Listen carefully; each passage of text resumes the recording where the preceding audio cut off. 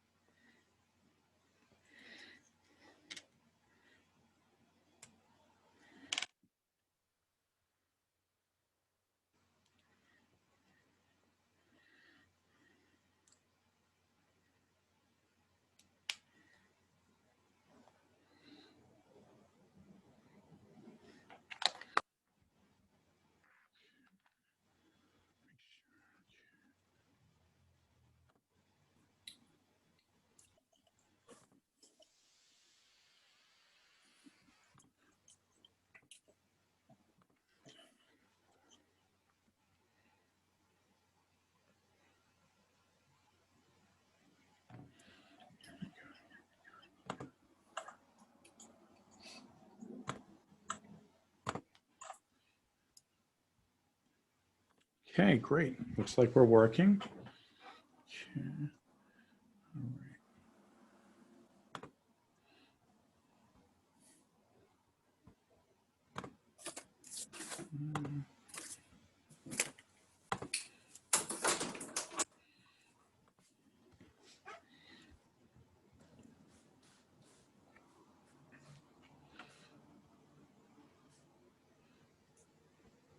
So I'm going to send everyone a link to a PD document that was created yesterday on Google Classroom.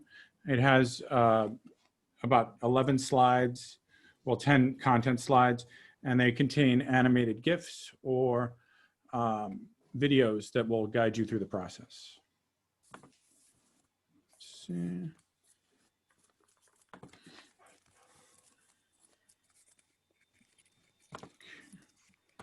And I'm going to paste that into the chat.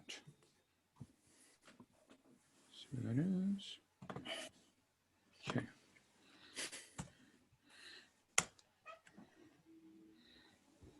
So go ahead and open that, check it out. We can use that as a guiding document. All right, and we'll start in just a minute.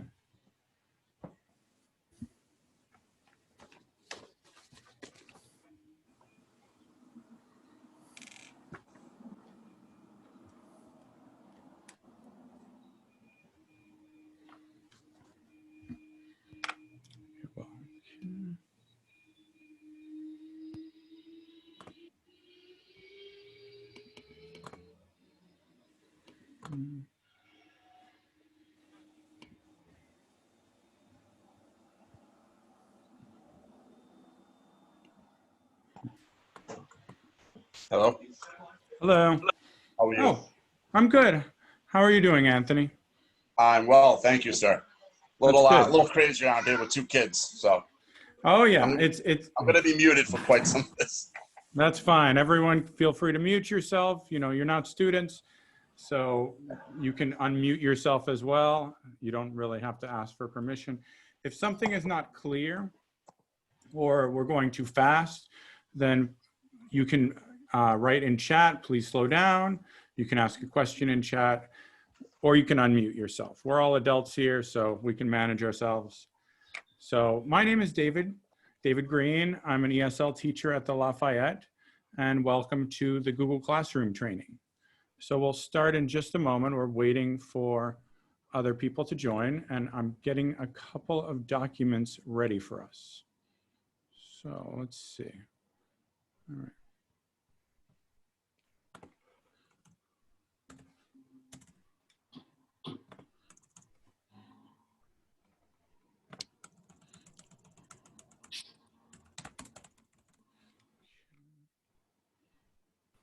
Unmute. All right, that's fine, yeah. Okay. All right, so I'm going to paste the link in again. Let me see, you're not able to open the presentation in chat. If you're not able to open it, make sure you're signed in on your EPS account, because that presentation is restricted to EPS accounts. So that might be the issue. If you're still not able to do that, there is another way to see what's happening with the presentation. On the website, which I'll paste that into the chat. On the website, you can go to the heading PD materials, open that, and access. Hello, Randy. I'm going to mute you. Hello. Oh, let's see. You gonna mute? Oh, hello. Okay. Hello. You mute me? Okay, good. So what I did is I shared a document for anyone that's just entering. I'm going to share that with you again. Let me copy the link. So this is a PD document. You must use your Everett Public Schools email address to access it. It will not open on your personal account. So that's what we're going to do. We're going to take a look at that, and I'll show you what is in the document right now. So, okay. All right, so this is the shared document, the one I just published the link to in the chat. We're going to take a look through it really quick, and then we'll move on to the main part of our training. So this is a guiding document. It will help you if you get stuck on some of the basics. So this is the first thing you might want to look for.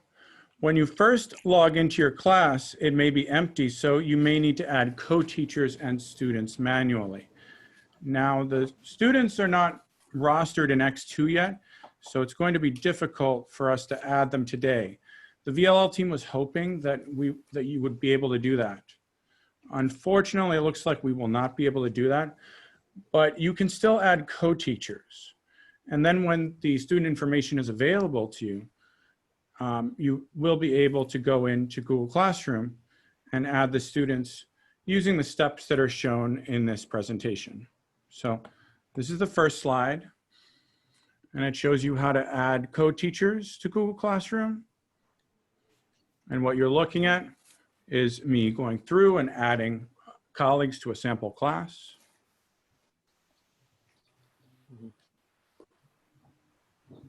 When you click invite, you invite them.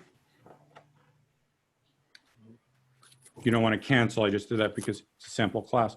And then with students, there's an invite link that you can copy and email to the students, or you can start typing in a student's name, click on their name, and then invite them this way. And you can do that with a bunch of student names. So again, this is the first content slide. Second content slide shows more about adding students manually. Same information, right? There's the link. This time I'm typing in the email of a fake student, one of my colleagues, and I'm inviting her. So there, now, so you can do that with students. Once a student is listed in your class, you can invite guardians. This little button that was shown there will pop up, and you can then invite their guardian if you have the email of a parent or guardian.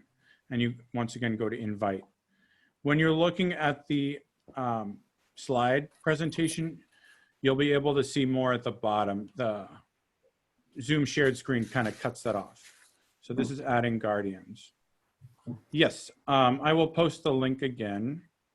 Let me do that right now. I'm going to post the link in chat for everyone, just in case anyone missed that. So once again, that's the link to this document. So there's adding guardians. And by the way, just let me stop the slide for a moment. There was some question about whether Clever would be able to populate the students and the guardians section. It appears that it will not be able to do that, unfortunately. So you'll have to go into X2, find the student information and the guardian information, and add it manually, which is a bit of a hassle. We know that is something that we're not terribly happy with, but it's something everyone has to deal with. All right, I'm gonna go back to the presentation right here. You can also see right here with Google Classroom, let me show you where that pops up. Down here, there's an invite link. And also if you feel like anytime generating a Meet link, you can, although everyone has agreed to use Zoom. So, and in my opinion, that's the superior platform anyway. So this is to enable Guardian summaries. Yes, actually, you can save the presentation to your EPS drive. You don't really need to. Let me show you how to do that though. Hold on, I'll share a different screen. So let's have everyone mute themselves. I'm gonna actually try to enable that right now. No. It's okay. I'm gonna mute everyone. I'm gonna, let me see how, oh, okay. Looks like I can't do that from this screen, but just, it's okay. So if you're looking to copy this presentation using the link I sent you, you want to open it right here, and here's what you'll see in Google Slides. You can always copy a slide presentation if the creator allows it by going up to File, click on File, and then choose Make a Copy. And then you can go over and choose Entire Presentation. Now, when you do that, it should select My Drive. If you don't see My Drive, it might actually show you My Drive because this is on My Drive. You can open it. It's good to click the folder. And then if it's in the drive of D Green, which is me, you can click, there's a back arrow like this, right? You want to go back and you want to go to your drive and you can save it. Once you go to My Drive, you can select it and it will save it in your drive. But again, you don't need to do this because this presentation will be available on My Drive. It's pretty small, so it won't take up any space in your drive. So feel free to make a copy, but you can also just save the link. It will show up under shared documents. And you can also access it through Google Drive. Like anyone who's looking for Docs or PowerPoint, Google Slides or anything else, you can always access them through Google Drive. Let me see, someone else has a question. No? Okay, I'm gonna go back to this presentation. So Guardian summaries, what are Guardian summaries? Well, this presentation shows you. This is an example of a Guardian summary. Guardians get a weekly emailed summary. They can get reports on their child's missing work. They can also see class activity, what was assigned in all of the child's classes. So we're going to do some practice work, and I'll actually show you how to do this with this short video. This is in the presentation again that was just shared with you. So we're going to practice writing welcome messages. First posts. So here's a welcome message that I started writing last night. Welcome, new students. I hope we have a fun and productive online class. My name is, right. And after you finish that, you can add an attachment if you want, either Google Drive, a link, a file, or a YouTube video. And when you're done with that, you click post and it posts it into your stream. Now, if you have a Zoom link, if you have a personal room on Zoom, you can practice putting that into your Google Classroom. Now, to put the link in, you click add, you go to link, you add the Zoom link, you click add link, and then you post it right there. And there. And the last step in this intro practice is to move a post to the top of the stream. So if you click there and you go to move to top, the post will show up in order. First, the welcome message, and then the Zoom link. And you want to do that, obviously, because if you're posting a welcome message first and then a Zoom link, well, I want students to see the welcome message first, and then I want them to see the Zoom link, so that those 3 dots. And I'll do the same thing. I'm going to go into my sample class and show you exactly what to do in just a moment. But you have that guiding document, and it should be helpful. If the student is added into multiple classes, the guardian would have to be added into each one. So each teacher in each section will have to add the guardian, but then the guardian will get 1 report. That is my understanding of that. Okay. All right. Let me open up Google Classroom right now. So I want everyone to go into their computers and open up Google Classroom. You can type in classroom.google.com. And we're going to practice creating a new class. So I'm on this page. It still has my classes from last year. That's okay. You may see some classes in your Google Classroom. If you weren't using it last year, this will look empty. Go up to the plus sign right here. Click on the plus sign. Click Create Class, right? And you can make a name for your class. If you know the room that you're in, like let's say 316, right? Feel free to name it your room number. That will be helpful. You should be trying to set up your real class. And I'm going to go ahead and set up a sample class. You can put in your subject. My subject is ESL.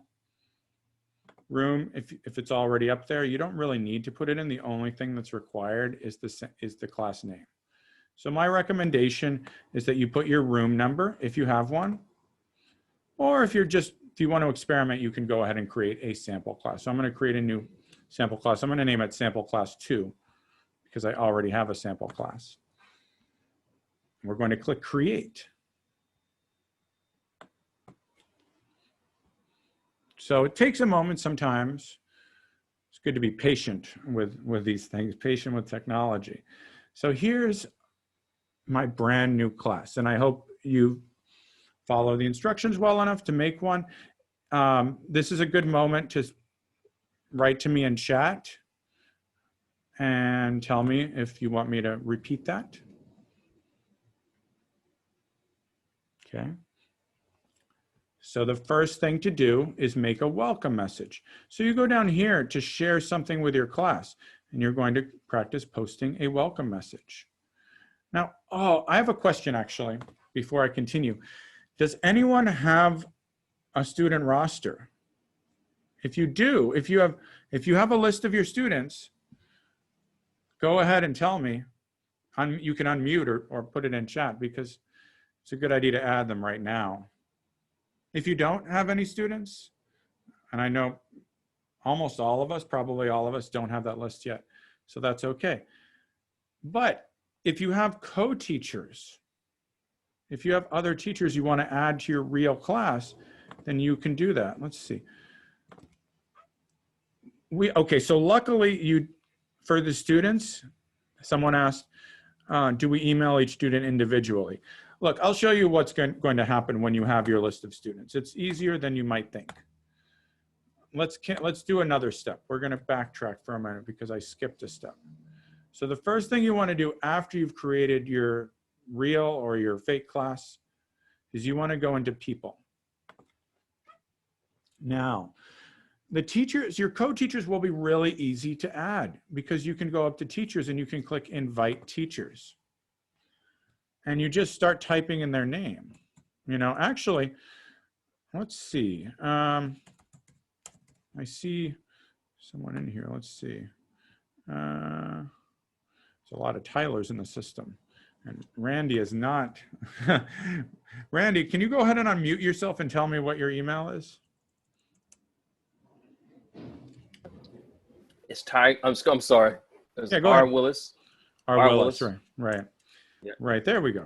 All right, Randy Willis. Perfect. So you see, when I type in, just to delete that, when I start typing in the last name, right, R. Willis, it'll pop right up. And then I can just click add. And I'm going to go ahead and add Randy to my class. And he'll see an invite. in his Gmail. You could ignore that invite, Randy, but you click invite. Mhm. And you'll see before the teacher accepts it, you'll see the name is grayed out and it'll be invited. Once the person accepts your invitation, once your co-teacher accepts that, it will show them in black. So that's how you add co-teachers. To add students, similar process. You can click invite students. Let's choose someone that I know I'm working with. There we go. Here's a student I know will be in my class. I'm actually not going to add her for real because she'll get an email and she'll get confused. Why is a teacher sending me work to do before the beginning of school? I don't know, Alejandro, why?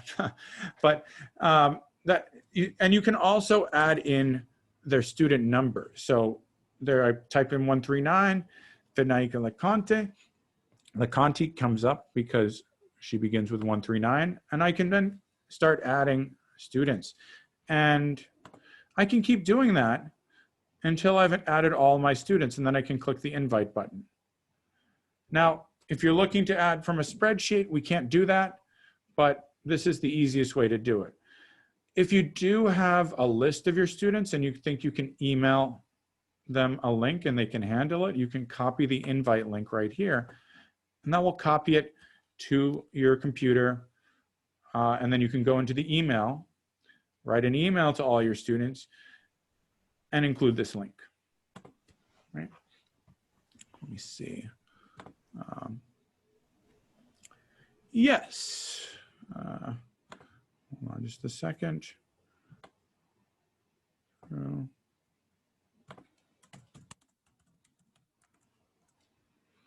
right. So you can pretend that you have students, although here's a piece of advice. I wouldn't send out any emails to real students. In mentor training last week, I actually did add an assignment to my real classroom from last year. It was a fake assignment just for the mentors. And one of my real students from last year wrote in the comments, Mr. Green, it won't let me do the work. Apparently she was so enthusiastic about coming back to school that she, in the middle of August, she tried, at the end of August, she tried going into the assignment and doing it. So we don't want to confuse students. You could post the classroom code in Zoom. That, I don't know if that's the greatest way to do it. Right now, we're still playing around with how Zoom works in Chromebook. I mean, Zoom, don't worry. Don't misread my message. Zoom works in the Chromebooks, but I think it will be easier for a student to open up their email because they'll have the browser of their preference. If they go into their if they go into Zoom on their Chromebooks and open the code, it might open a different browser. Like, I don't think that Microsoft Edge is, I don't think it's even on the Chromebooks, but I wouldn't want to push a student into using Microsoft Edge personally. So just my opinion, right? We want them to use Google Chrome. So opening their, and the reason we want them to use Google Chrome is because all of the virtual platforms that we'll be using function best in Google Chrome. So by having them open Google Chrome on their Chromebooks and then going to their email and opening the link, that way it works much better.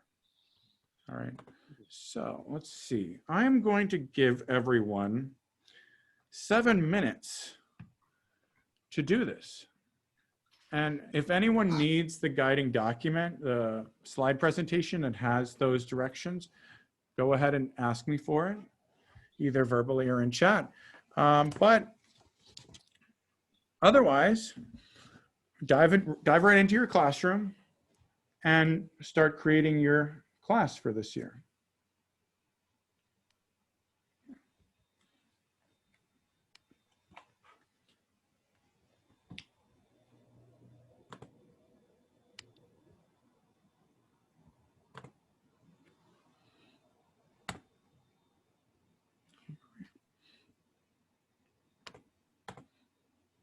Oh, and by the way, in case if anyone's interested, this is what you'll see in your Google Classroom. when a co-teacher has invited you. So I see that they're in Cerulo's classes up there, and I see a science class. And when co-teachers invite you, this will show up and you can just click accept. And it will accept the invitation and you'll be in their class. And it'll take you right there. Then to navigate back to accept another class, you can just keep repeating that process. So I'm actually going to go ahead and create a real class. I'm going to just keep that up there for now. Can you update your own class, your old classroom? See what that, good question. Let's see what happens. So here's my old classroom. All right. Now, if you're in the same room, it does look like, that would be very convenient. You'd have to go through though, and not sure, you could click this. Let's see what happens. Go down to the bottom. Oh, so you click all students, go to actions, and then remove. So yes, you can do that. If you feel like removing all your students from your previous class, if you have the same homeroom or the same name, again, just to repeat that action, you go to the people page. In students, click on the box. At the very top, it selects all students, go to actions, and you can remove them. So that's one way to do that. All right.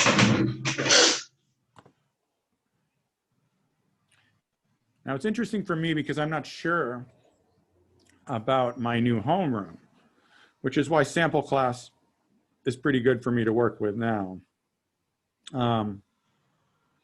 You cannot rename a class. So the name that you choose will be the name that appears up there. Okay, by the way, you can, like, even if you don't, let me backtrack, don't delete any old classes. Don't get rid of material because you can reuse old material. And like, I'll show you something. Well, we'll do this a little later. I don't want to skip over anything, but you can repost material from other teachers. So let's say that Mr. Willis has created an amazing lesson and I want to copy it. I want to take it for my own use. And I'm a co-teacher in his class. When I go to reuse a post, as we'll see in a while, one of the options that will pop up is Mr. Willis's assignments. I can then go to an assignment from Mr. Willis, pull it into my room, edit it, do anything I want, and post it for my students. Oh, someone is saying, that's okay. Mr. Barbieri, Mr. Barbieri, can you unmute and help me with that? You can rename any class you make. And maybe I missed that step. Mr. Barbieri, do you want to either write in chat? Go ahead. Can you hear me? Yeah. Yes. Yeah. Yeah. So, I mean, if you just go to the class that you made, go into it, and then you, do you want me to share my screen? Oh, yeah, there you go. Yeah. So go up to the setting, the gear, Yep, in the upper, yep. Right. Click on that. Oh, there we go. Thank you so much, right? You're welcome. Okay. Thank you so much, Mr. Barbieri. So great. Nice. It's nice to be corrected by someone. And then you click save. You want to click save and then there we go. Oh, Say that? I'm the wrong kid. Bye. Okay. Okay. That's okay. Yes, and you can delete students and not the work. If you delete students, but their work will still be there. Well, I think you will delete their work if you delete them from your class. So if you want to keep their work, it's a good idea to create a new class, right? Mr. Green, I actually had students leave my classroom, like they unenrolled themselves. Mm-hmm. And I was like, oh no, I lost all your grades. Somehow this got but if they add themselves back into the classroom, all their assignments will come back and it'll show up on the grade book too. Oh, awesome. Thanks for sharing. Thanks for sharing, Mr. Cerullo. Nice. That's excellent to know. Very good. This is a learning process. But if you remove them from the classroom, your work will still be on your Google Drive that you made. Mm-hmm. but you'll have to like create a Minimize. new assignment and send it out to everybody to make a copy for everybody. Hmm. Is it? Right. So let's try that out actually. This is terrible. What is happening? Okay. It's okay. Tell me your issue and I'll try to walk you through it.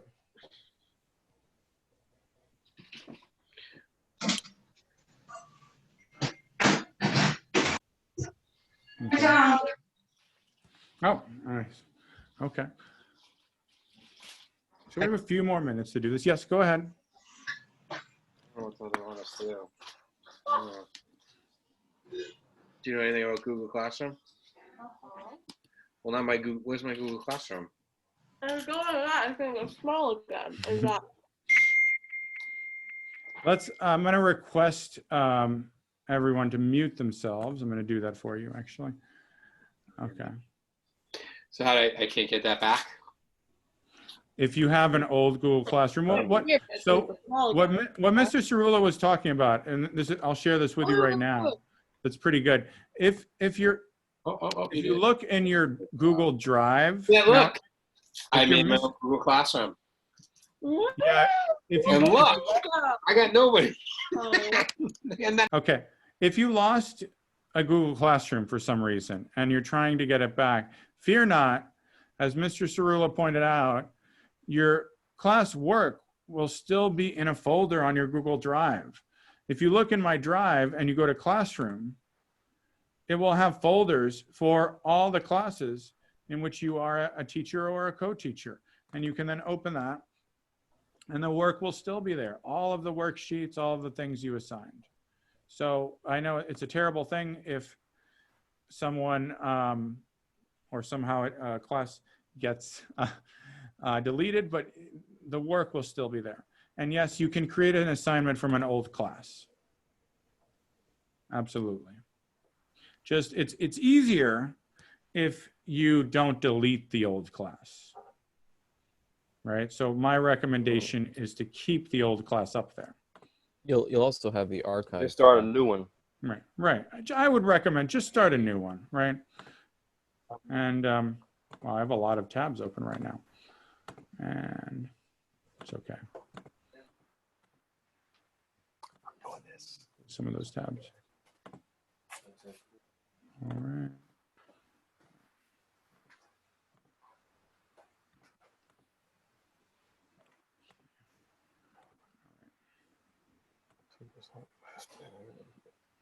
Okay, so we should be ready to move on, right? And again, if anyone missed that, so I have my class. This is my real class, Mr. Green's class. I'm going to add some co-teachers, right? Under people, I'm going to add, I've invited Mr. Willis. I'm going to invite right now Mr. Cerullo, and I'll add my other co-teachers later. And then once I know what my room is, well, I'm not going to have a room because I'm teaching from home, but so maybe it'll just be Mr. Green's class. But if I want to rename it, I can just go to the settings wheel, the little gear at the top, click on it, and fix that name. So great way to do that. All right. Okay. I don't know about retrieving a deleted classroom. That's a good question. I'm going to look it up right now. There's no deleted classrooms. They're just archived. Archived assignments, right? Yeah, if you go on the top Yeah. three Right. dashes up there, on the top You can- left, I have Right. things from like 2018 up here. Do you want to, since you're in there, do you want to share your screen? Let me turn that option on. Go ahead and share your screen so people can see what you're looking at, if you feel like it, Mr. Cerullo. Oh gosh, all right, help me out. All right, here we go. Oh, sorry, I didn't mean to put you on the spot. It's fine. This is Okay. so. This is me accepting yours, right? Right. All right, up here, I go down to archived, and these are all my classes. Oops. Archived, all my classes since the beginning of eternity, Nice. back in 2017. So even if I try to Fantastic. get rid of them, How do you archive a class, Mr. Cerullo? Oh God. You click on Go these to- dashes up here, Mhm. archive,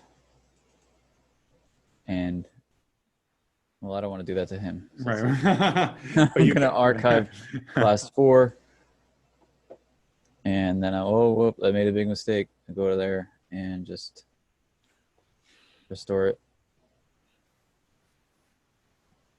and it's back. There we The go. problem Nice. is students can unenroll themselves from your class if they click the wrong buttons enough times, but they won't lose their assignments with you. So as long as they join back, it'll work out.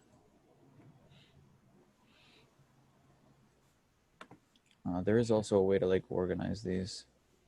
Forget how to do it, but you can like shift the order. Like class 1, I want up here. I can figure that out. If you click on the 3 dots, I think it's in there, right? Click on one of the 3 dots. Edit. I'll Click and move. Yeah, you can move it to the right. There we go. There we go. Apparently, clicking and dragging. Do you want to try clicking and dragging? That apparently.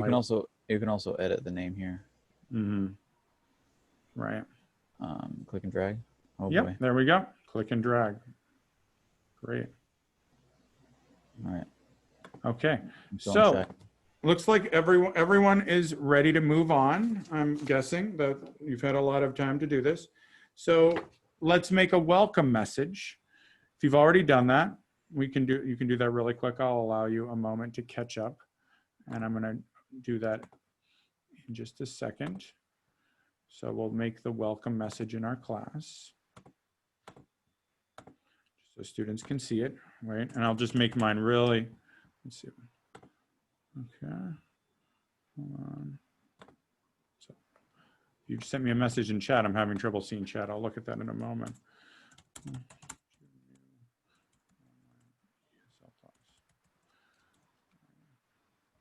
I'll go ahead and post that.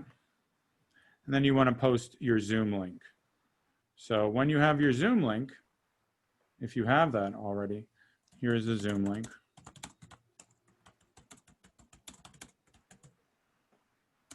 Your class. I should put my class for Mr. Green's ESL class. Just to be clear, I'm going to click add. And once I have that link, I'm going to click link and I'm going to copy it right in there. And then I'll post it. Now I'm just going to do this just so we can see the last step, which again is in the presentation in Google Slides. You click the 3 buttons, the three dots, and you click move to top.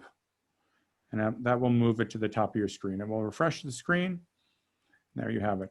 If you're graphically oriented, you can also select different themes or upload a photo to go with your classroom, and that will appear here where you see the orange and the coffee. Okay. So we're going to move on to creating topics. So to create a topic, click on classwork, click the create button, go down to the bottom where it says topic, and you can create your first topic. So I'm going to make my first topic reading. I'm going to add that topic. It's going to show up here. Whenever I make an assignment from now on, whether it's a regular assignment or a quiz assignment or anything, I can select the topic that it goes under. And I'll show you what that looks like. I'm going to create a new topic, writing. Oops. Okay, so I have 2 topics.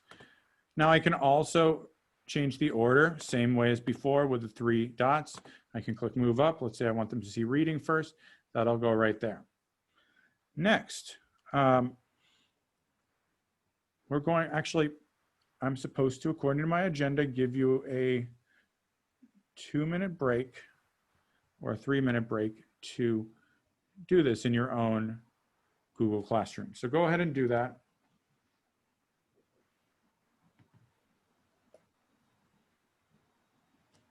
All right.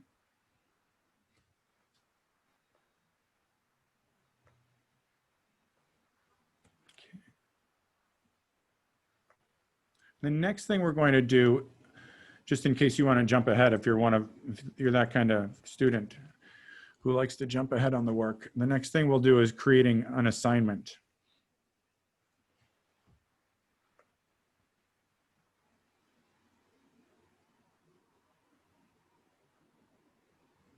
Oh, and actually, I have something to share with you that I'm going to post in there. Let me open up my my forms. Let's see. Okay. So this is a form I'm going to share with everyone right now in the chat. It's a morning check-in form. Pretty good way to start the year, right? Ask the student how they're feeling. Whoops, right? Along with anything they want to tell me. They were able to find all their work, which on the first day is kind of, let me copy this. I'm going to actually copy this link at the top so all of you are editors. You can also, just in Google Forms, you can also click on here, click send, click add collaborators, and you can get a link this way. This is another way to get a link.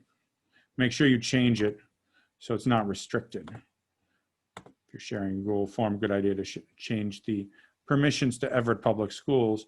You can make them an editor with this link. All right, so I'm gonna share this with everyone so that you can have something to post in your assignments if you need to. Right, someone saying, so, okay, a couple of questions. Hold on, let me post this link. So you can open that. It's shared with you. Google Classroom Gradebook. That's a good question. Is it going to be connected to X2? One would hope, right? We were hoping that that Clever would populate the roster. It didn't. However, the word on X2 is that, yes, Google Classroom Gradebook should be connected to X2, but it's a little uncertain right now because Clever is the application that is integrated with X2. And if Clever doesn't work well with rostering students in Google Classroom, as my team recently found out, then it might not work well for grades. So that's something I don't know yet. But believe me, that's something that the virtual learning leaders are working very hard. If there's a way to get that integrated, we'll figure it out. And if we can't figure it out, we'll just endlessly harass tech to figure it out for us. Right. Okay, so we're going to practice creating an assignment. So we have this form. Everyone should have this. We're going to go back to our class, and we're going to click on the Create button again. We're going to go down to Assignment. And this window will open up. And I'm going to make my assignment Morning Check-in. And I'm going to type in my instructions. Open the Google form. Fill it out. Let me know how you are feeling. All right. And see, if you look up here at the top right, I'll show you that it automatically saves this. So what's cool about Google Classroom is even if your computer crashes or something happens, Google will save the draft. You'll be able to go into your class and this will be a draft. So let's say you spend some time typing out these complex instructions and then something goes wrong with your computer, whoops, it'll still be there as long as this says saved right here. If it doesn't, that's a problem. There's a problem with the internet. Can't promise you that will work all the time, but should work.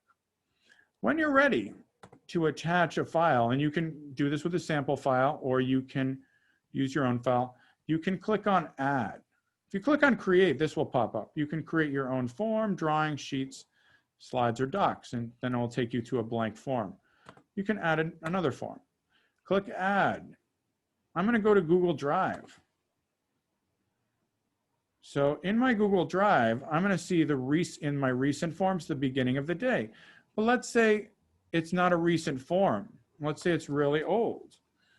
I can go up to the search bar and search for check-in, and everything that relates to that will show up. So I find the form that I'm looking for, I click it. At the bottom, I click Insert, and it's going to insert that form right there. Monitor, I'm going to look at people's questions. Okay.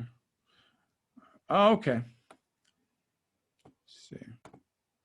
Someone sent me, Mr. Murphy sent me something about Google Classroom and X2. I'll take a look at that in a second. So apparently, oh yeah, and with the Google Classroom app, it updates automatically. Oh yeah, for sure. Get the Google Classroom app on your phone if you don't have it there already. It's fantastic. Okay, once we're done with this, we'll need to populate the settings. So go over here. I'm going to show you where that is, over on the right side of the page, right here. And you want to choose whether it has a point value. You can edit that, or you can make it ungraded. I'm going to make it ungraded. Let's make the due date the first day of school, right? The check-in on Tuesday, September 15th. And we can go to our topic and we can create a topic. Now, we can select a topic or we can create a new topic. I'm going to create a new topic, morning meeting.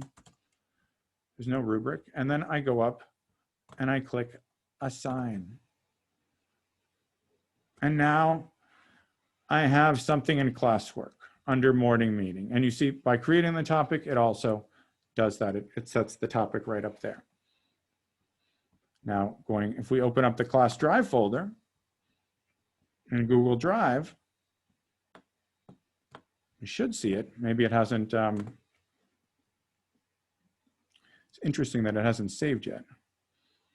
You know why? Because it's not, let's see. I'm going to rename it sample class 2. Let's have a look at why that's happening. And this is something interesting to note, and for Mr. Cerullo and for everyone else. The folder in Google Drive did not change the name. So when I renamed it, the name was not changed. So what I would need to do then, since I renamed this, here's my sample class 2, I would need to actually right click in Google Drive and go to rename and name that Mr. Green's class, just so that they're in sync. Right. Okay. But we're back in Google Classroom. Okay. Does anyone have any questions so far? No. I'm going to open up this document really quick and see this information about Google Classroom and X2. Okay. It's too complex right now to summarize, but what I can do, I'm going to share that with everyone so you have it. Let's see. Okay. All right. So there's a great file that was shared with me. I'm going to reshare it. Should be able to access it right here. It's on Google Classroom and X2 integration. Here it is, just so everyone has that. You can download scores and import them into X2. There's the answer for someone. Okay, so I think we're ready to move on. So what is the difference between an assignment, which this is, and a quiz assignment? This is something we need to know. So an assignment can have a Google form, or it can just have a set of instructions. It could tell students, just go to this website, and it could have the link to the website. Now, a quiz assignment is a little different. When we go to create a quiz assignment, it's going to create a Google form for me. And you'll notice over here that there's an option for locked mode on Chromebooks. So this means that if a student is on a Chromebook and they access this Google form, they will not be able to navigate to other tabs or applications while they are doing this quiz. So it prevents, it's a little barrier between them and cheating. Of course, they all have phones. They can still go on their phones, but just sets up a little block. They can't cheat on their Chromebook. So you can also add, under quiz assignment, you can add something in your Google Drive, right? So if I go into Google Drive and I add that same file, let's see, the morning check-in, right? notice something. There's no locked mode. Why is that? It's because I haven't set the lock mode yet. Now this is in training. This is on the website. If you want to make something a quiz, you can open up the gear, click on the gear in Google Forms, go over to quizzes, click on make this a quiz. And then you have to enable locked mode, turn on locked mode. So there's a lot of comprehensive information about this on the website if you want to know more about Google Forms. And you can set timers. Okay, let me answer these in order. You can set timers for quizzes and tests as well. If they're not using a Chromebook, then they will not be able to, it won't have locked mode. And with some settings, they may not even be able to access it. If they're using their student account, they may be able to do it, but let me show you. So going back here, open up the gear again. When I go to quizzes, right, turning on locked mode, sometimes, and I've seen this happen with students, sometimes if a student is not on a managed Chromebook and the locked mode on Chromebooks is on, they may not be able to access the quiz. So yes, that is an issue. Now,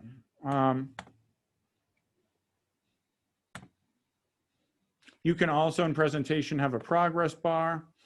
You can shuffle the question order, right? And you can also limit to one response, and doing the locked mode automatically does that. Question for Ms. Belfort. How do you set timers? Do you want to unmute and share that information? Thank you for sharing that.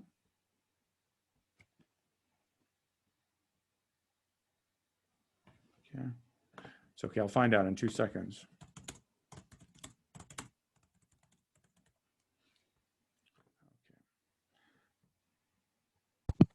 Can you hear me? Yeah, I can hear you. Okay, sorry. I know as a student on Google Classroom, we had timers on the quizzes. Mm-hmm. So as soon as we would click on the quiz, it will say you have like 15 minutes or 12 minutes, whatever the instructor has set it on, Mm-hmm. to finish the quiz. I don't know exactly how it's done, but I know it can be done because it has been done to me. Right, I looked that up just now, so I should be able to walk us through that. Yeah, so Right. you can set the timers. Now, I know like when you were talking about adding, or you can't open tabs, Mm-hmm. sometimes if they're using another browser, I know Firefox, you can open a tab while Mhm. taking a quiz on Google Chrome. So, so I think it's only in the Google Chrome, like if you're using Google Chrome to search, but if you're using other things like Firefox or Microsoft Edge, I think you can bypass that. Okay, thank you. Thank you for sharing that. That's definitely something to be aware of. Now, it looks like Google has disabled the timer. looks like sometimes Google, if anyone wants to try finding it, that's great. But David, can you try to check, cancel that and go to responses? yep. Under responses, click And that bar. accepting responses, you can just click, turn it off. You don't Mhm. accept responses anymore. Yep. That's how I did it manually when I said, oh, you have 5 minutes to do it. And then once the 5 minutes okay. were up, I stopped accepting responses. And then when the next class came in, I accepted responses again. That's a great workaround, and so again, sometimes features like the timer, which was just described, doesn't work because Google, in virtual learning and while training for this position and exploring all these options, I found descriptions of things Google could do that are no longer applicable because Google took them out of, Google just disabled the feature. So what Mr. Cerullo was showing is a workaround for this. You can go into responses, and this is automatically selected, accepting responses, and you unclick that. So it's not accepting responses. And then you can tell students, okay, you have a certain amount of time to finish it. And this is also good because then students won't be able to just lightning, race through the quiz, typing in any answer and then submit it with a bunch of garbage, which those of us who have assigned Google Forms the past years have definitely seen some examples of that, I'm sure. Okay. I'm going to share another document with you, one that is a quiz. So hang on a second. So let's see. Okay. So this is a quiz right here I'm about to share with you on a RAS Kid reading. And for the next part of the training, we are going to try to replicate the quiz so we get practice with different types of questions. So go into the chat, open that link, and you will see this form. Now, you're not required to make a copy of this. You're not required to do any, to make your own quiz look like this. This is a quiz based on a reading for level 1 and 2 ELs. But if you're totally unfamiliar with Google Forms and you want some extra practice in it, doing this and following the steps in a document that I will share with you in just a moment will help you create different questions. So I always like to put the first question, what is your name? Because otherwise I'm looking at the responses and I'm seeing a bunch of numbers or student IDs. So I need to know the student's name. The next part of this Google quiz is a video that was attached. And then a vocabulary, picture and vocabulary matching section. Now this is easy stuff. We're grades 7 through 12. So looking at this form, you might be thinking this is way too easy for my students. And that's true. That's true for almost all of you. But it's designed so that you can get some practice in the multiple features of Google Forms. So does everyone have that? I'm hoping that you do. I can always post a link again. And I'm going to post one more link to a set of instructions. All right, here we go. So look in chat, look at the second link. Sorry to throw so many links at you. This is, so if you click on the link I just posted, this will open up. Instructions on how to make a Google Form quiz. This came back from a search. My phone thinks I'm talking to it. So we'll be using these in the next part of the training. And I'll show you step-by-step instructions on how to do this. So first thing you want to do is you want to make a new Google form. So we're going to go to forms.google.com. And you want to click on blank form.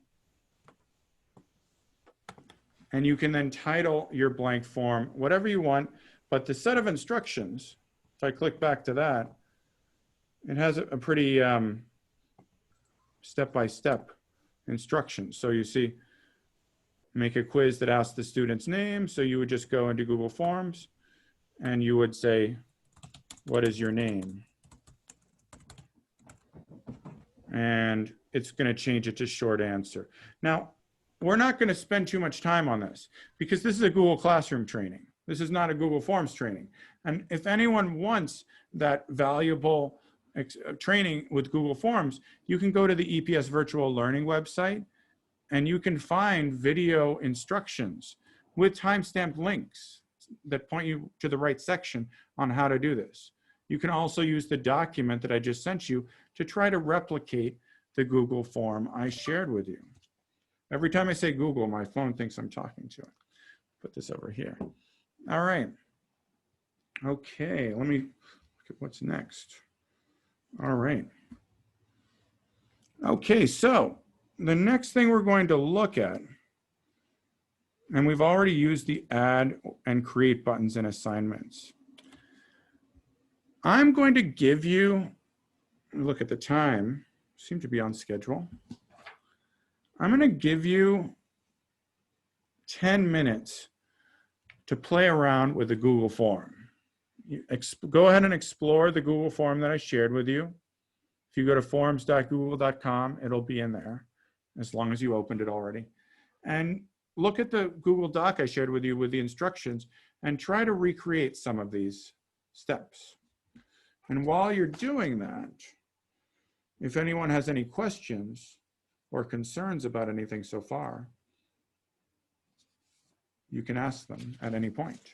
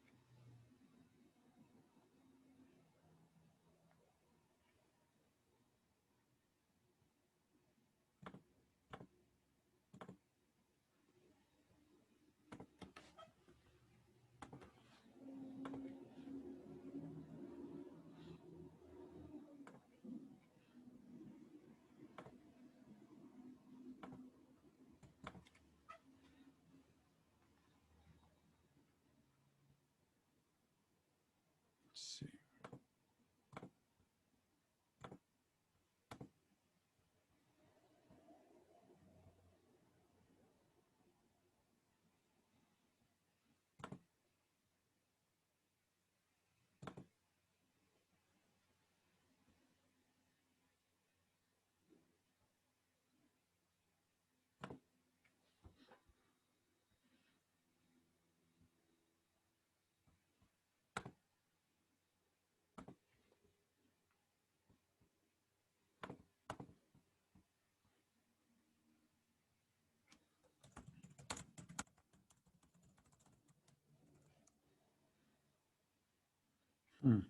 Okay, you're using, let's see, Miss Belford, I'm going to try to push that out to you again. I'll share both documents directly with you. Let's see if we can get that to work. Okay, I'm going to share the beginning of day daily check-in.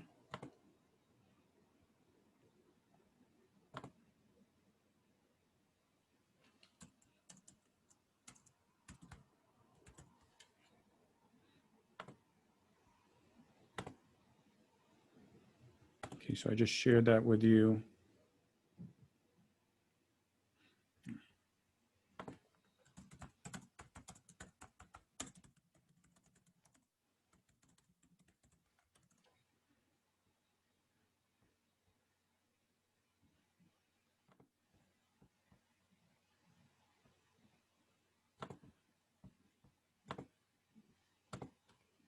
Okay, so there's a question about presentation. What does presentation do in settings? So again, if you're in the Google form and you click on the gear, this up here, if you click on the gear, it'll open to general. The middle option, the middle bar is presentation. So this just is, there are a few things for students. The progress bar. So the progress bar is a bar at the top that will show them how much of the quiz or the assignment they have finished. Shuffle question order, and that's pretty straightforward. It just puts the questions in a different order for each student. So they cannot, cheat by calling up their friend and saying, right? It makes it a little harder to cheat. They can't say, what's the answer to question number 2? There's also show link to submit another response. Now with this, you would need to uncheck limit to 1 response. So let's say you want students to be able to do an activity until they master it. So if it comes back to them and they didn't do so well, you want them to be able to do it again. Happens. Then you can select the option show link to submit another response. They will be able to take it as many times as they want. And each response will show up as a different response under the responses section, which we'll look at in a few minutes. You can also change the confirmation message to whatever you want. If you want it to say good job, it'll say good job. And that's all in presentation. For many of us, if it's a quiz, we'll just want the students to take it one time, but for an activity, it might be a good idea. Yeah. And I'm gonna send some Google Forms out. If you're having trouble viewing the Google form, let me do that. I can just add you as a collaborator. I might as well show you how to do that too. It's a good step. So for co-teachers, like Mr. Willis or Mr. Cerullo, you can go into send. Again, this is in the send section. You click on send up here. And you can go down to the bottom where it says add collaborators. And you can click on this and it will add different people. So I'm going to just add Mr. Willis and Mr. Cerullo right there. And they will be able to edit it. They can help me out with this, assign it to their own students. There we go. So we can do that with anyone we want who is in the EPS system. If the person is a co-teacher, you should not need to add them as a collaborator because they can access the quiz. And in fact, by clicking on the link up here and just emailing this at the top, that person will be a collaborator anyway. That's just another way to do that. Never send students this link. The link up here at the top of the screen, if a student asks for the quiz and you're like, oh, I'll just send this to them, that's a terrible idea. The student can go in and make any changes they want to your Google form. So avoid that. If a student requests the form for some reason, if they can't access it via Google Classroom, click the send button. Then you have different options. You can put in the student's email right here. There we go. Here's one example.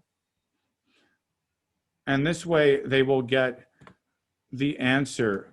They will not get the editable version. They will get the student version. You can also copy the link. Here's a link right here. If they're requesting it in Zoom, good idea to click shorten URL so that it's not multiple lines of Zoom, so that the student, if for some reason they're having trouble clicking the link, they can just copy this. And this is much more complicated, but let's say you have a website, a Google Sites, you can embed the form with this embed HTML. So those are your different options. And I think we're ready to move on. I've given you a lot of time. So we're going to move on. But before we do, any questions about creating forms? Okay.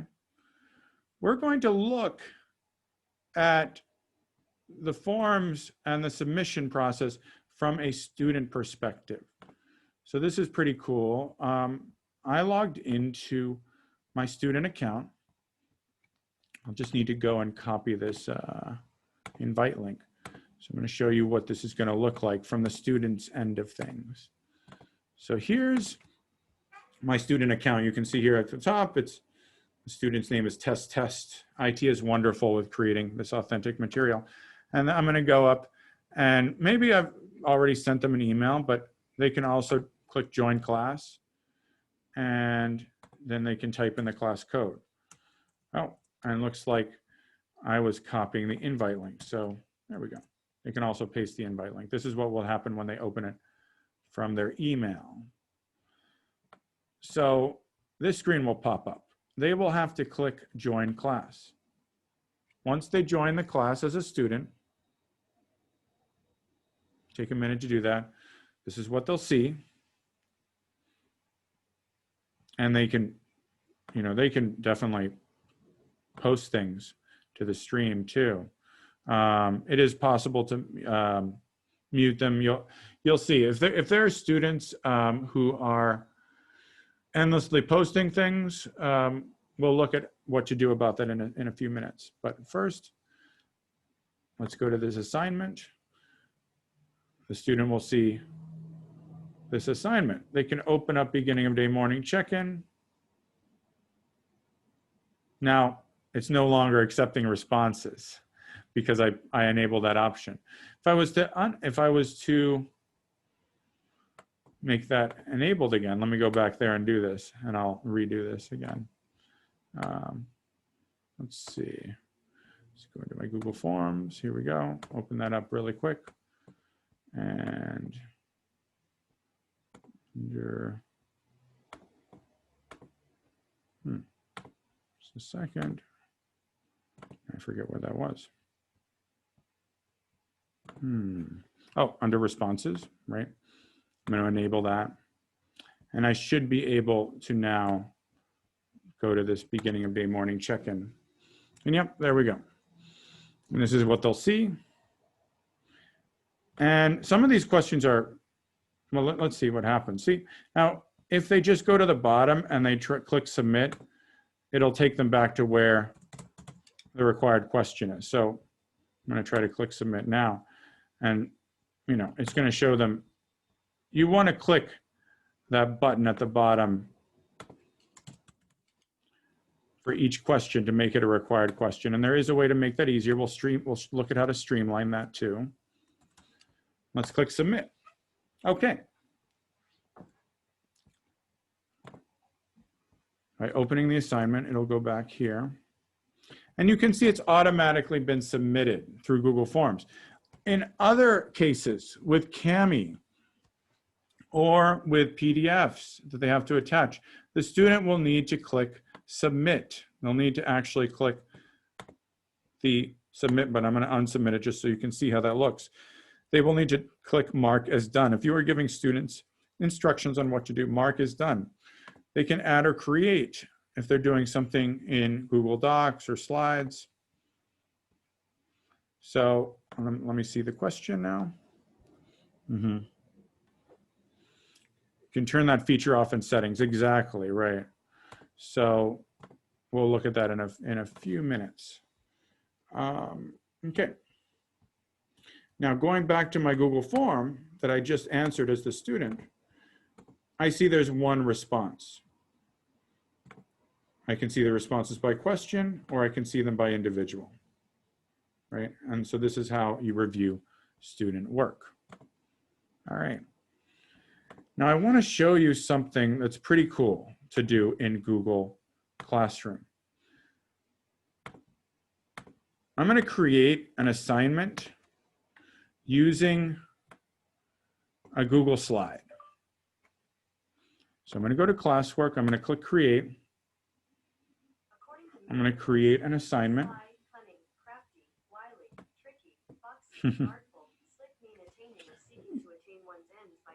Okay, there's my phone answering my question because it thinks I'm talking to it. I'm going to click add, right? Or I can click create. Let's create a slide. It's going to open a new slide. When I go back Now let's say I've written a bunch of questions on here.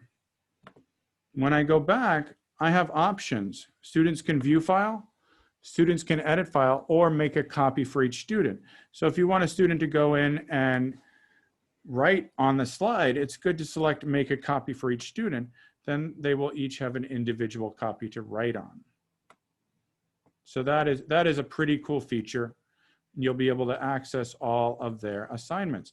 Now, as an ESL teacher last year, I was also able to access student assignments because I was a co-teacher. So if a student was working with me and needed help, I could click on their slides presentation and I could go in and create scaffolds. So let's say a student didn't understand something in the slide. I could walk them through it and create a sentence starter or a closed sentence and help the student out that way. So the G Suite is amazingly collaborative in this way. And your co-teachers and you will be able to give students a lot of individual help on their assignments. Okay, so we've covered Mark is done. Now, let me go back to my student account. Click Mark is done again. Okay, open this up. All right, so I can see in my Google Classroom, back to my teacher account, that one student has turned in their work. So I can then click on that, right? I can see who the student is. Now, if I go to this form under student work, it's just going to show this, right? I'm not going to be able to access it unless if you do that, you can always click edit this form as long as you're on the teacher account. And it'll open up this page with the responses, right? And you can navigate to it that way, right? You can see who it is. You can also, well, if you click that, it's not always going to work. Okay. So any questions so far? Let's try something out. Let's try this step-by-step work of, I'm going to walk you through it again. Let's try going into Google Classroom, go to classwork, click create, go to assignment. You can, if you have something in your Google Slides, you can click add, right? You can search in this folder and this window that pops up, you can search by file type. So you can see that all your presentations right here. It'll just go type presentation and you can see everything that I've been working on. Here's one pretty Mickey Mouse presentation and about how you're feeling. I can make a copy for each student, title it.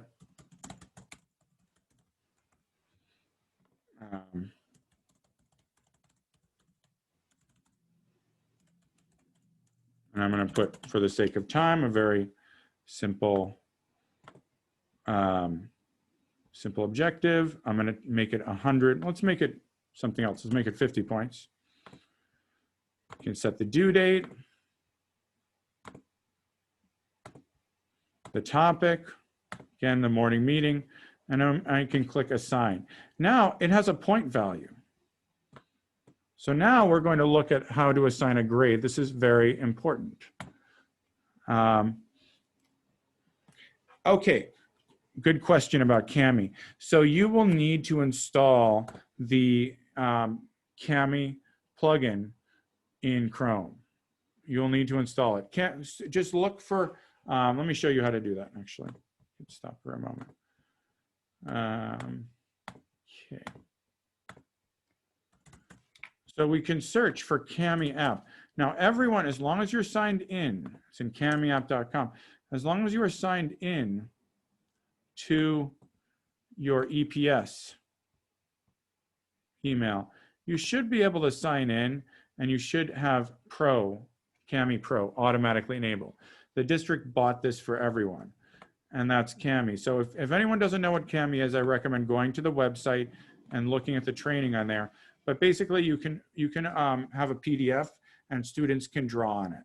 It's pretty amazing. And you can create a Kami assignment where they will submit the PDF that they have drawn on. So to get the now to get the plugin, right? This is what you'll do. You will actually go to the Chrome web store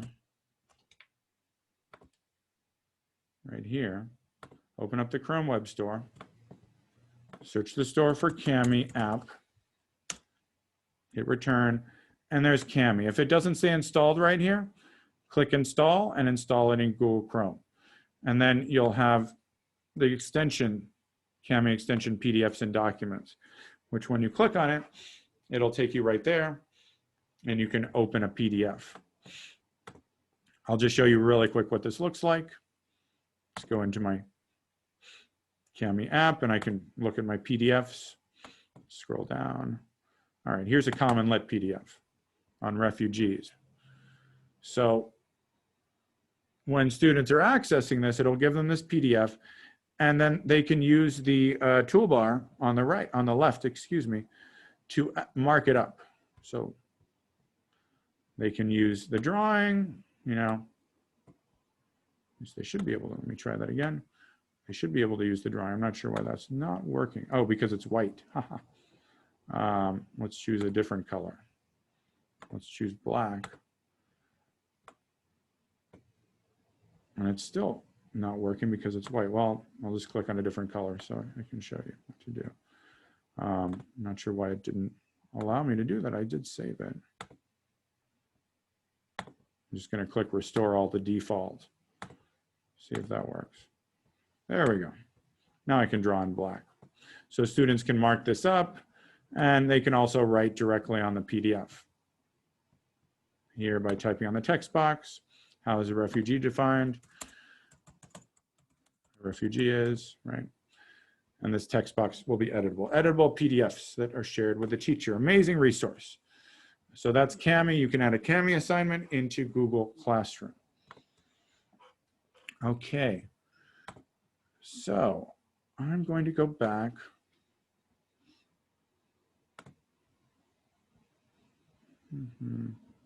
So we're going to be looking in just a moment at grading students. So to do this, I need to go back to my account, my student account, and I'll do this really quick, move through this fast so we can finish the training and get out of here. Here's a, how are you feeling? So you see I click on Google Slides. I'm going to share how I'm feeling. There we go. The student will need to know how to work with Google Slides, so they can click here. All right, I'm going to draw a line. Here we go. Here's how I'm feeling. That didn't work so well. So they'll need to go in and draw a scribble. There's our scribble, right? And now I can draw right on there, and I've shared how I'm feeling. My teacher will be able to access my work. The student will need to click turn in. If the student does not click turn in, their work will still be there, everything they wrote on the slide, but it will not show up under your notifications. So it may seem like the student has not turned in any work when actually they have. And you'll want to check that, all of your students' slides or all of their documents in the first couple weeks, just to make sure they're not forgetting to click turn in. It does happen. Okay, so now it's submitted. Now I can click back to my teacher account. Question. Once we get the MacBooks, Kami should be installed on all the MacBooks.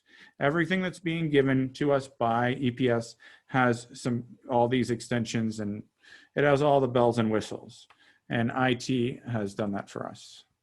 So yes, it will have that. Okay, go back. All right, share my screen with you again. Okay, take a look. Again, my test student has completed this. I'm going to go to view the assignment. I can click on their work. Even if they haven't clicked turned in, I can still click on their work and I can see what they've done.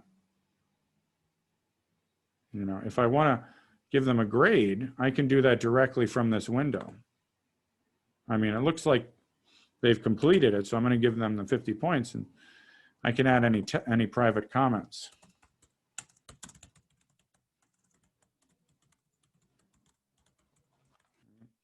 post that comment, and then I click return. And it's going to show me their grade, and then I hit return. The student will receive an email about this with their grade and my comment. All right, so there's looking at how to grade and return work. Okay. Now the next thing I'm going to show you is hard to do in my sample class, so I'm actually going to go back to my old class and show you. It's viewing student work or progress. So let's have a look at what happened during the dumpster fire that was the closing of the school during the pandemic last semester. And let's see what students were able to do. So here's my old class. I'm going to click on classwork, and I can see, you know, all of the assignments that I posted with the hope that everyone would do them. If I go to click on people, right, I can go and look at the individual students. Let's pick someone who's a good example, and I can see what this student has done. A lot of missing work, but, you know, put in an effort considering the circumstances. So I can see this student, Alejandra Perez, and everything that she has done. And I can see the grades. And I can also click on grades. And I get this screen, and you can see that there are a lot of missing assignments. It was hard to engage students last semester, wasn't it? You can see the ones that were done late, or at the end, maybe the ones that weren't graded by me. You can see the ones that were graded.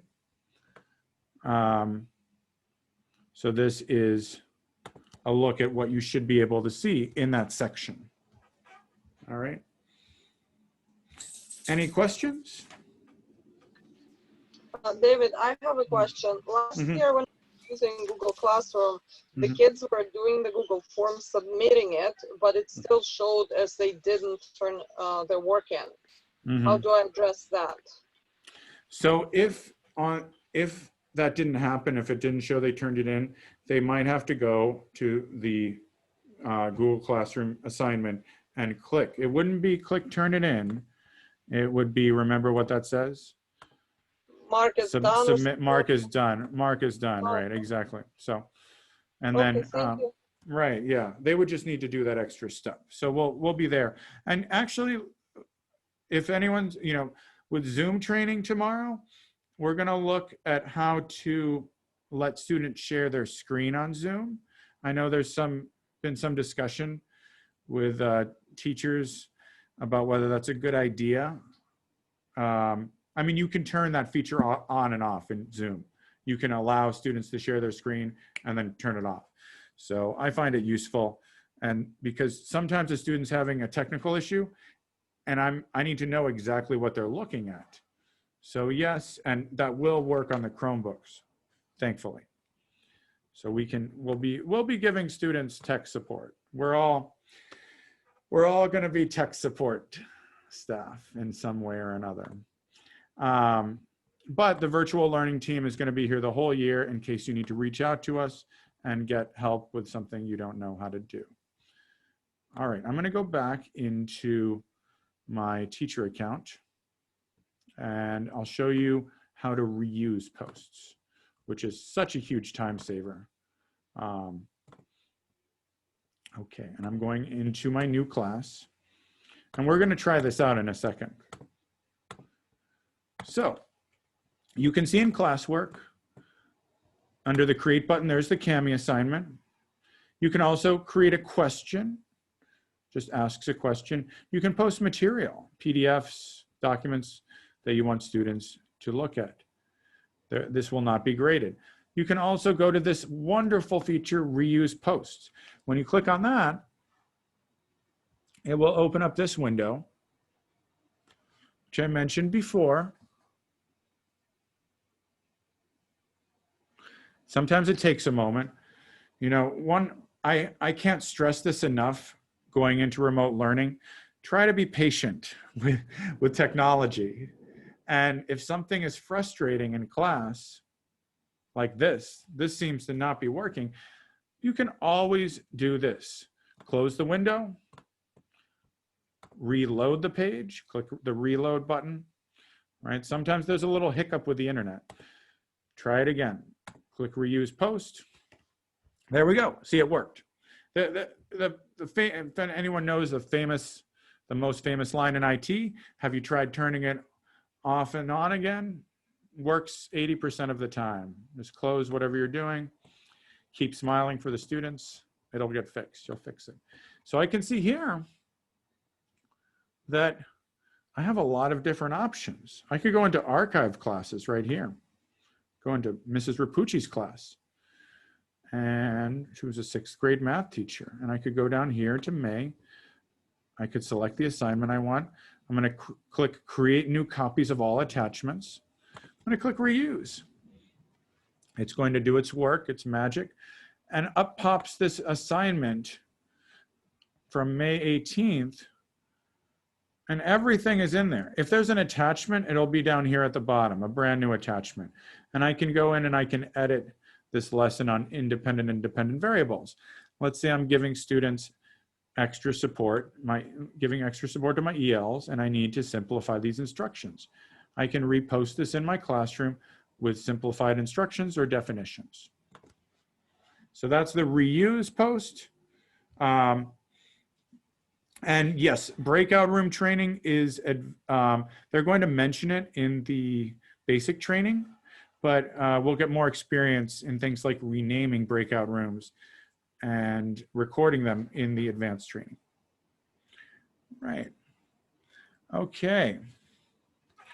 Now, does anyone have any questions? We've come to the end of our presentation, but what I want you to do, we're going to go into breakout rooms, and I want you to discuss in small groups things that could be useful with Google Classroom, right? Strategies that you might think of for sharing assignments, or especially things you think might be difficult or challenging. So I'm going to put you into breakout rooms. Let's see, there's 81 of you, so I'm going to put you into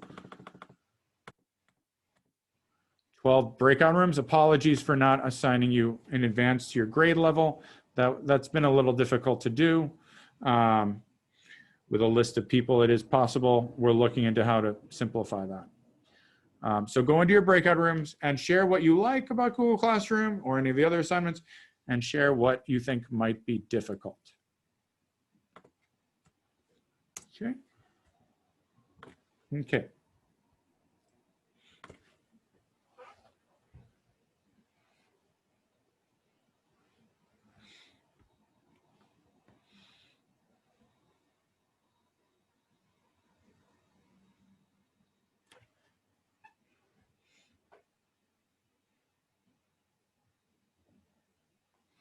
If anyone's having an issue joining,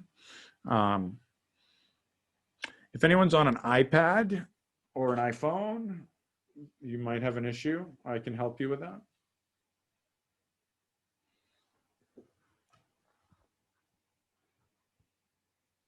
Okay.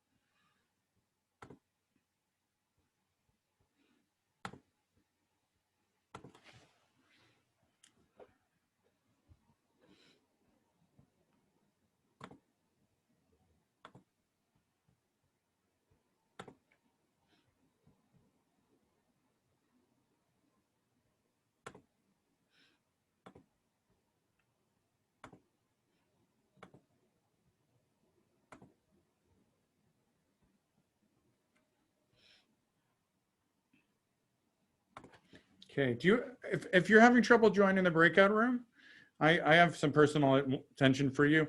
Do you have any questions or concerns, things you like about Google Classroom, things you think are challenging, things you think might go well, things you think might go wrong?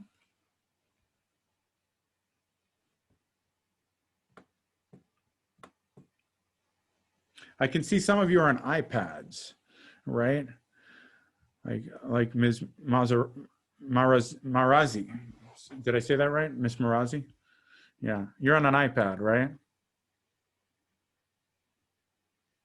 Can you unmute yourself?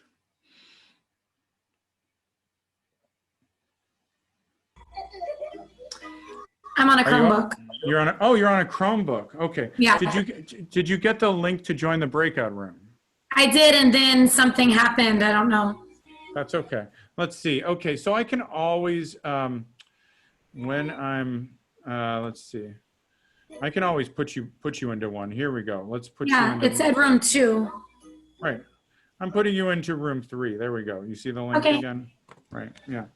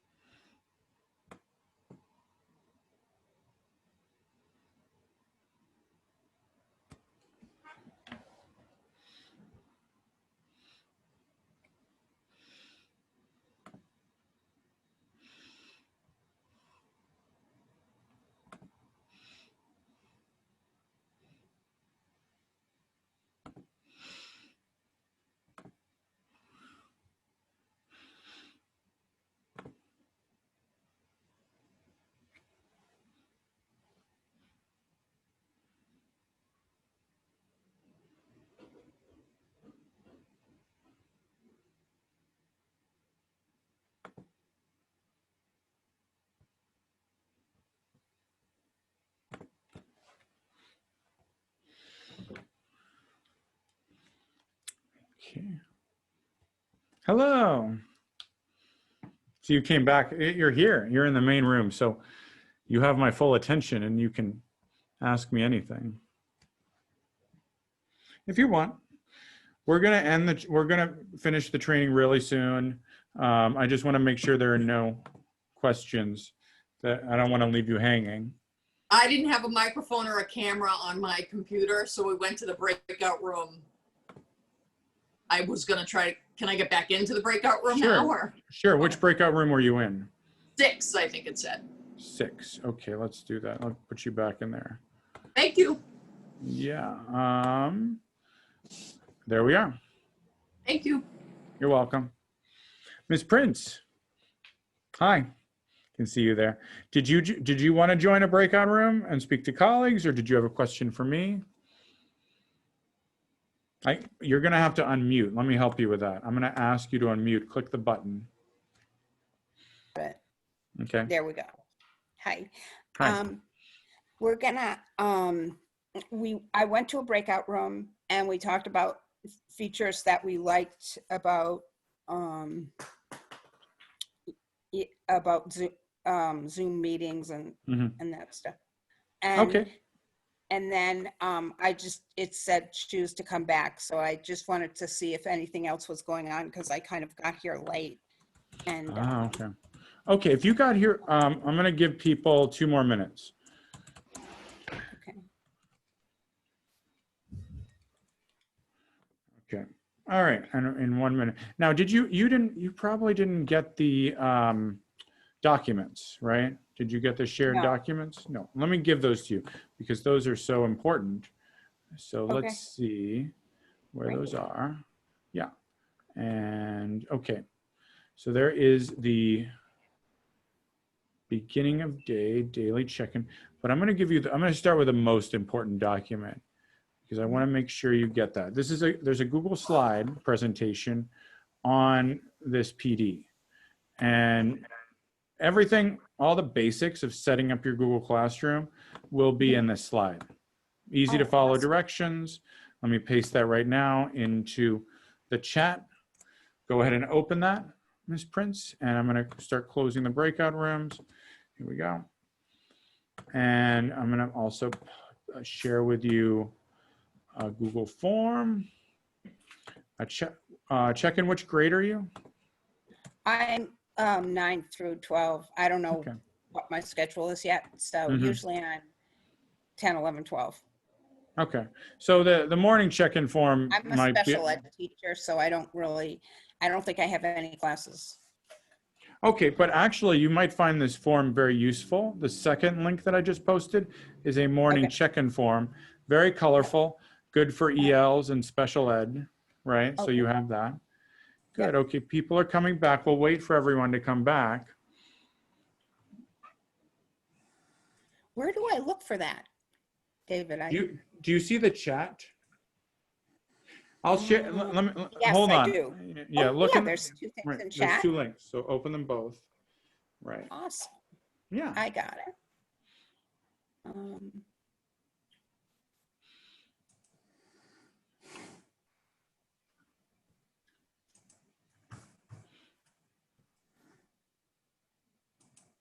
Okay. David Green. Mhm. Very nice guy. Yeah, he must. Right. I'm at the Lafayette. You're Grade at the 7, Lafayette. grade 7 ESL this year. Last year, 6th. Oh, okay. Okay, people are coming back. And most of us are back. I think some of us have probably left. That's okay because we've covered just about everything. Are there any comments that anyone wants to leave? Anything you want to say about something you like about Google Classroom? Something that concerns you? Something you want to find out more about? You can type in chat. I or you do can- have a question. Yeah. Are the students going to get a course kind of like this on how to work Google Classroom? Kind of like how we're getting a course? Great question. They will not exactly get the same kind of course. They won't get a live training because they're not the ones setting up the Google Classroom.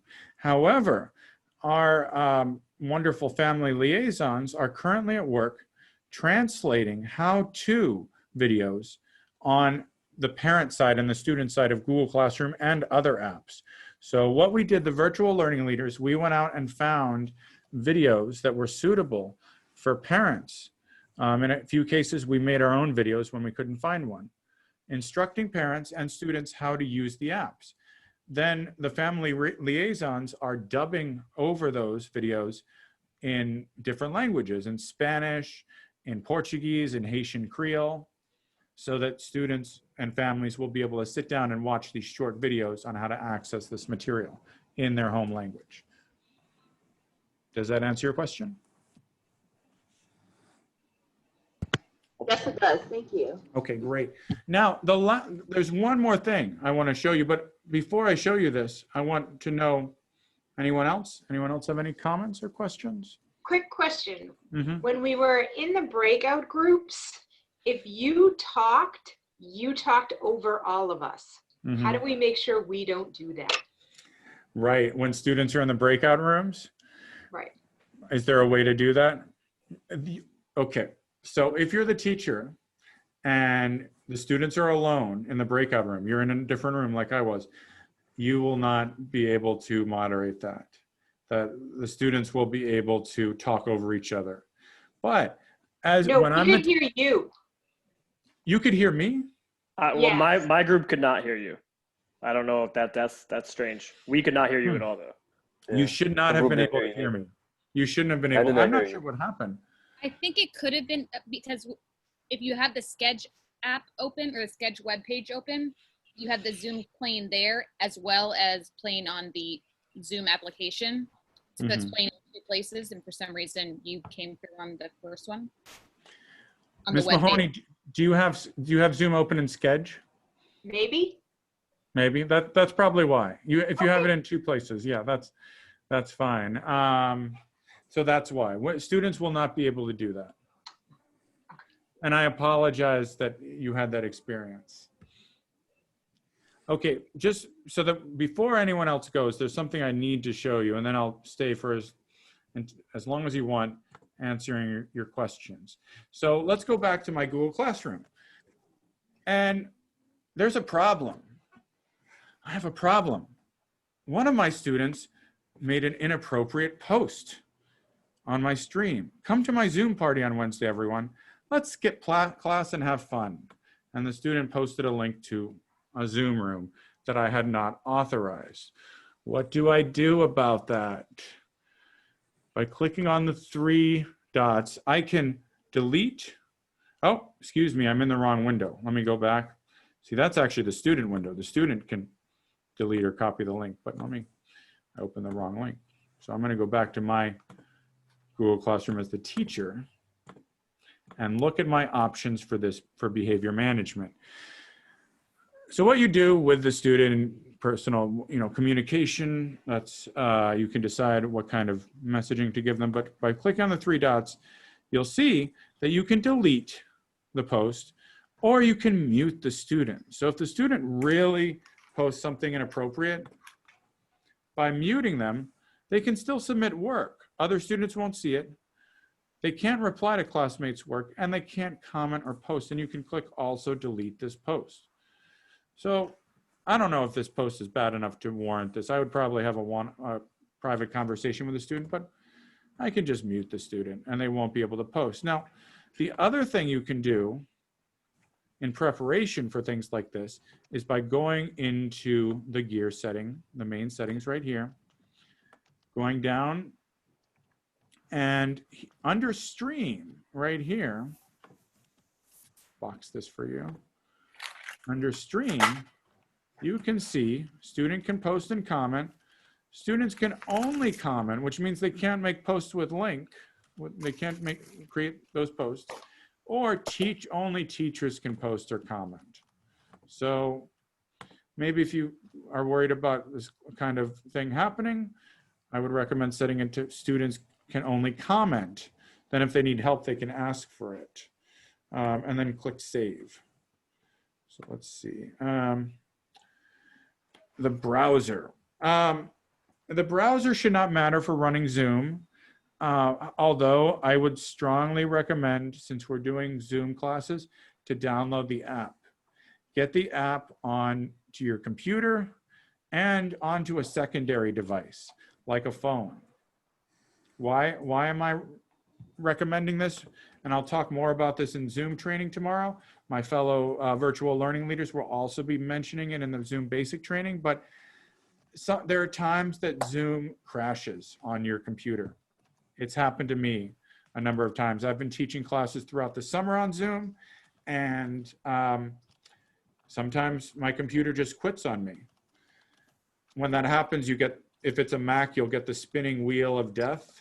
If it's a PC, you'll get a different kind of wheel. Now it's going to take a few minutes, 5 minutes, to reopen Zoom. So you don't want to leave your students hanging. So if that happens, it's good to have a backup. If you have it on your phone or your iPad, you can log into Zoom with multiple accounts. Like, check it out. Let's see. So here's me. Now, this does not work with a Chromebook, right? Hello. There's me on another, right? So you can see I'm logged into Zoom multiple times. Also, maybe a great way if you're wondering how to be in multiple breakout rooms at once, right? There you go. There is a way to do that. But again, you need your phone or an iPad. If you try logging in with a secondary laptop or a PC, the main Zoom account will kick you off. So it'll just kick you off of one of the accounts. So you can't be on multiple computers, but you can be on a computer and a phone. Mr. Malio, I recommend going to Zoom Advanced, or shoot me an email. If you can't make it to the Zoom Advanced training and you have a question that's not covered in Zoom Basic, then shoot me an email. I'll try to answer your questions in a timely fashion. Okay, so that's it for the training. I'm going to stay for more questions and answers.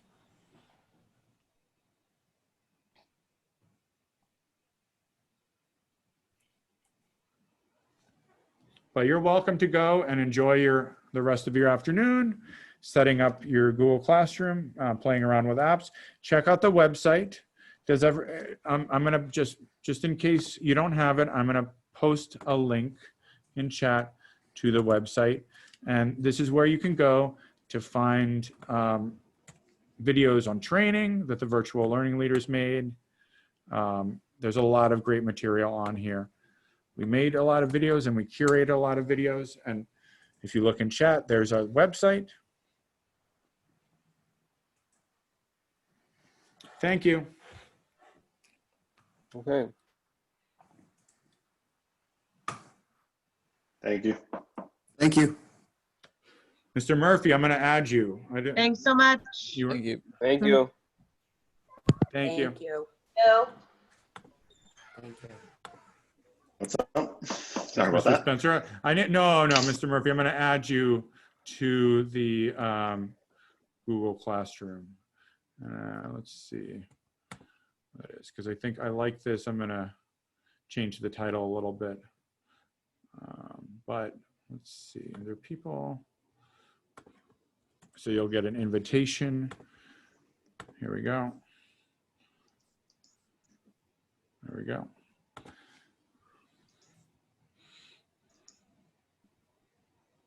Okay, so there's 7 people left. You must want to say something if you're still here. You have my full attention. 5, okay. That's okay.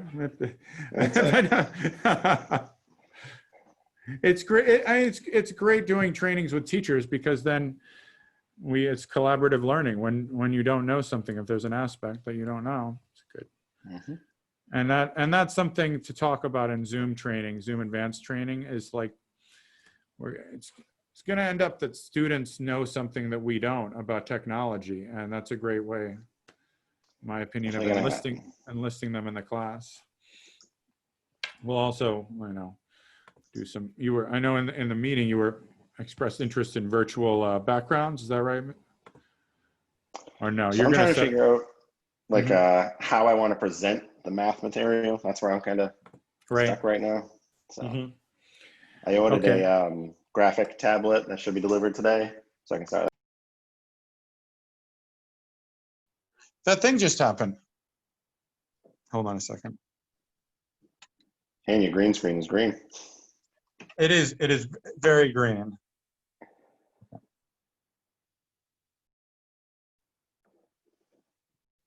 So my computer just froze for a second, and I was afraid that I lost all of you. So that's why I just logged in, and you can see my wonderful green screen, which unfortunately, I have to do something about this.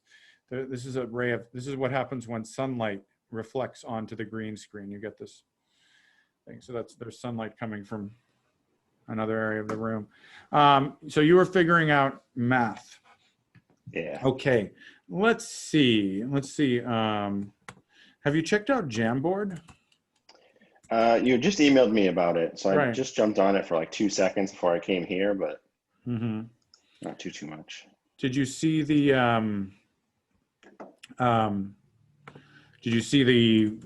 graph paper option? No. Okay, let me show that to you. I think that well, luckily you might want to look at the Jamboard. Let me see, Google Jamboard. Here we go. Okay, let's open this up. Why I'm having okay. Right now it's trying to sell me Jamboard. I don't want that.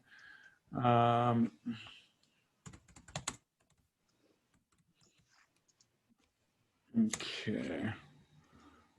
I just lost the link. Hang on just a second. Oh, I know where.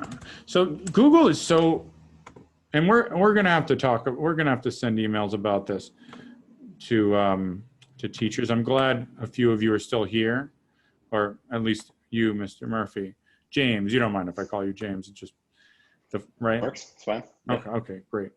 I like being informal, but I don't like to offend people. So if you click on Google Jamboard and you open the first link, it'll try to sell you something. Mm-hmm. Same thing. That's where I Same got a thing. little stuck.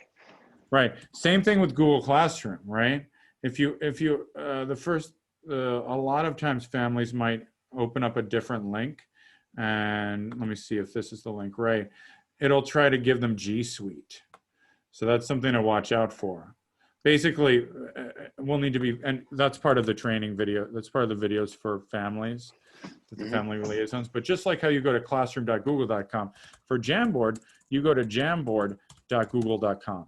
Because the other Jamboard is like a series of electronic whiteboards why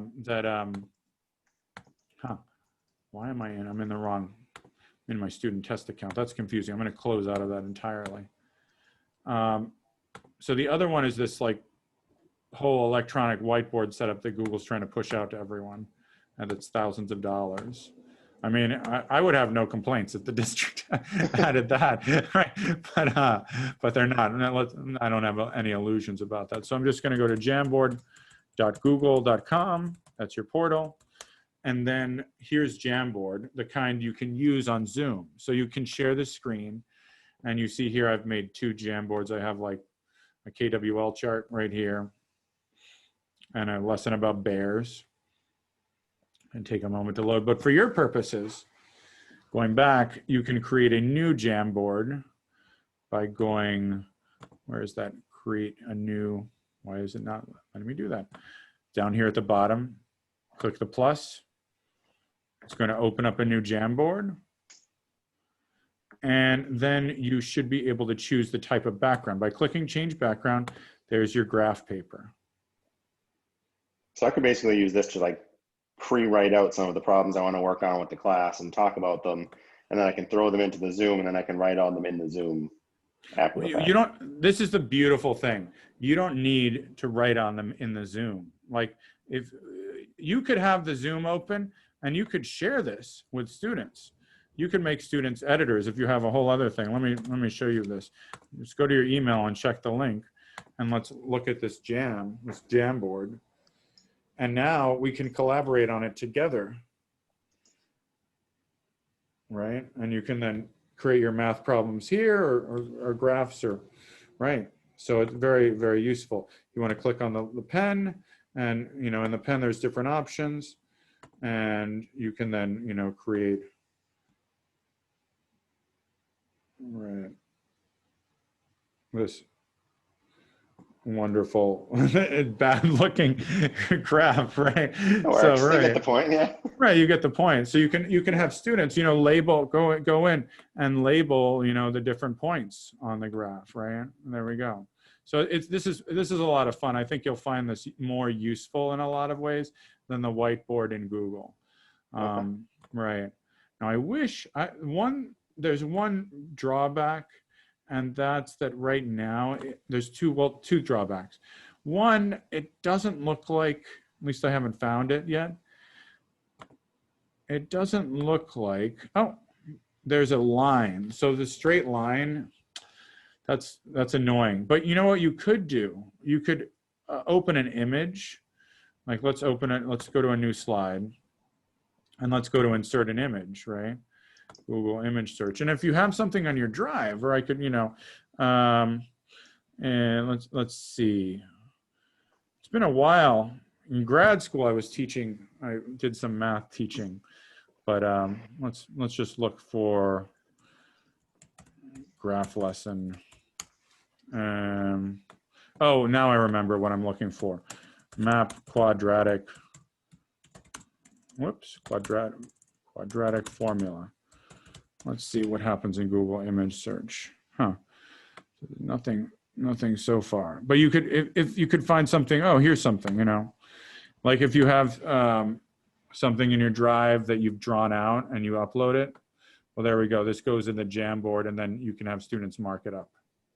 Okay. So pretty useful. And that's something Zoom won't do. Zoom will not import images onto the whiteboard. You have to share the screen. So this way you can get your lesson done. Pretty cool. And remember when you click, when you click the share button, you could also have you could also give temporary access, comment and view only. So students could comment, or they could just be viewers. So if I shared this and we had the Zoom open, I would just basically be asking them to keep both windows open next to each other and just kind of jump back and forth. Exactly. They could minimize the Zoom window, and they could have and then they could minimize their browser window, and they could have both windows next to each other. And that way, they're looking at you, explaining things, and they're seeing the work. Okay. That works. Yeah, definitely. Definitely a learning curve. That's all right. Oh, I know.